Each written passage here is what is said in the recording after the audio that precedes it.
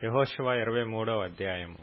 చుట్టూనున్న వారి శత్రువులలో ఎవరునూ వారి మీదికి రాకుండా యెహోవా ఇశ్రాయేలీలకు నెమ్మది కలుగచేసిన మీదట అనేక దినములైన తరువాత యెహోషువ బహు సంవత్సరములు గల వృద్ధుడాయెను.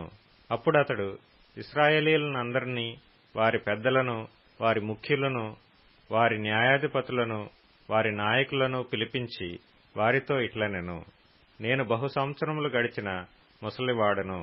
మీ దేవుడైన యెహోవా మీ నిమిత్తము సమస్త జనములకు చేసినదంతయు మీరు చూచితిరి.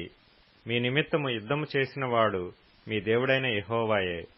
చూడుడి, యొర్దాను మొదలుకొని తూర్పు దిక్కున మహాసముద్రము వరకు నేను నిర్మూలము చేసిన సమస్త జనముల దేశమును, మీ గోత్రముల స్వాస్థ్యము మధ్య మిగిలియున్న ఈ జనముల దేశమును మీకు వంతు చీట్ల వలన పంచిపెట్టితిని.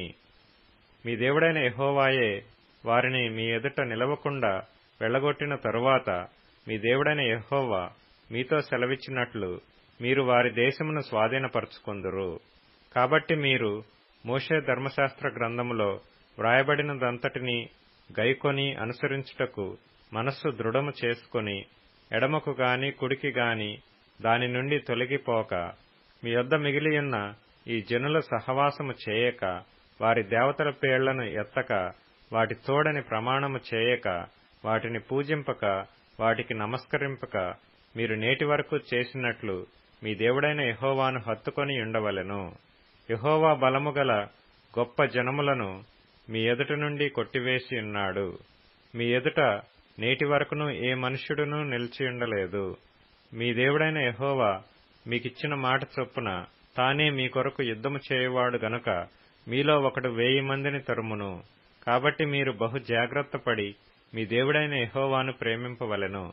అయితే మీరు వెనుకకు తొలగి మీ యొద్ద మిగిలియున్న ఈ జనములను హత్తుకొని వారితో 1000 మంది, వారితో మీరును మీతో వారును సాంగత్యము చేసిన ఎడల మీ దేవుడైన యెహోవా మీ ఎదుట నుండి ఈ జనములను కొట్టివేయట మానును. మీ దేవుడైన యెహోవా మీకిచ్చిన ఈ మంచి దేశములో ఉండకుండా మీరు నశించు వరకు వారు మీకు ఉరిగాను, బోనుగాను, మీ ప్రక్కల మీద కొరడాలుగాను, మీ కన్నులలో ముళ్లుగాను ఉందురు. ఇదిగో, నేడు నేను సర్వలోకుల మార్గమున వెళ్ళుచున్నాను. మీ దేవుడైన యెహోవా మీ విషయమై సెలవిచ్చిన మంచి మాటలన్నిటిలో ఒకటి అయినను తప్పియుండలేదని మీరు అనుభవపూర్వకముగా ఎరుగుదురు. అవి అన్నియూ మీకు కలిగెను, వాటిలో ఒకటి అయినను తప్పియుండలేదు.